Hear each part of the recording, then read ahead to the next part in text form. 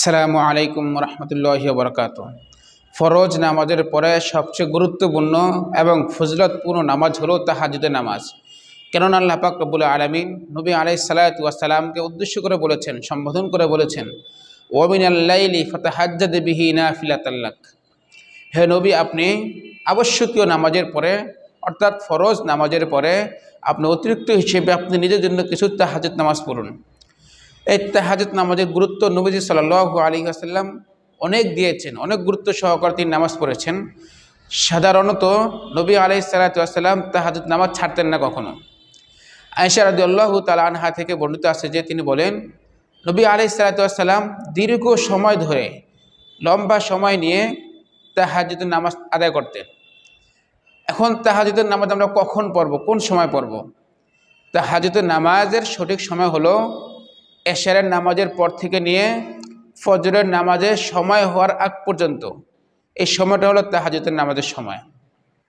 তবে সর্বোত্তম সময় হলো রাতের 1/3 পড়া, অর্থাৎ রাতটাকে 3 ভাগ করার পরে শেষ ভাগে পড়া, এটা হলো সর্বোত্তম। কেননা নবী আলাইহিস সালাতু ওয়াস সালাম সেই সময়টাতেই পড়তেন।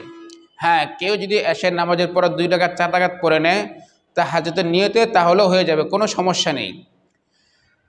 তাহাজ্জুদের নামাজ এটা সুন্নত নাকি নফল?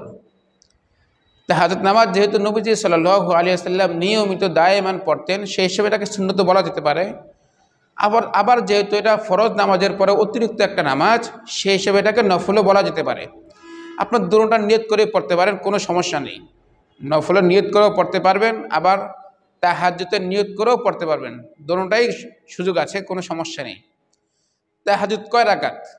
আয়েশা রাদিয়াল্লাহু তাআলা আনহার হাদিস থেকে স্পষ্ট বোঝা যায় যে নবী আলাইহিস সালাতু ওয়াস সালাম সর্বোচ্চ 8 রাকাত পর্যন্ত পড়েছেন তাহাজ্জুদের নামাজ। আসলেও এখানে রাকাতটা ম্যাটার করে না, ম্যাটার করে হলো কোয়ালিটিফুল নামাজ। কেননা আয়েশা রাদিয়াল্লাহু তাআলা আনহার হাদিস থেকে এটা বোঝা যায় যে নবী আলাইহিস সালাতু ওয়াস সালাম দীর্ঘ সময়, লম্বা সময় নিয়ে নামাজ পড়তেন। নামাজে অনেক লম্বা পরিমাণ কেরাত তিনি পড়তেন। তো আমরা যারা তাহাজ্জুদ নামাজ পড়ব, আমরা রাকাতের দিকে না তাকিয়ে, সংখ্যার দিকে না তাকিয়ে, বরং আমরা কোয়ালিটিফুল নামাজ পড়ব। অর্থাৎ আমি যে সূরাটা সবচেয়ে বড়, যে সূরাটা আমি পারি, সুন্দরভাবে পারি, ভালোভাবে পারি, আমি সেই সূরাটাকেই নামাজে পড়ার চেষ্টা করব। এবং রুকুর তাসবিহগুলো আমি বেশি বেশি পড়ব, ধীরস্থিরভাবে পড়ব। সেজদা তাসবিহগুলো আমি সুন্দরভাবে পড়ব, বেশি বেশি পড়ব, ধীরস্থিরভাবে পড়ব।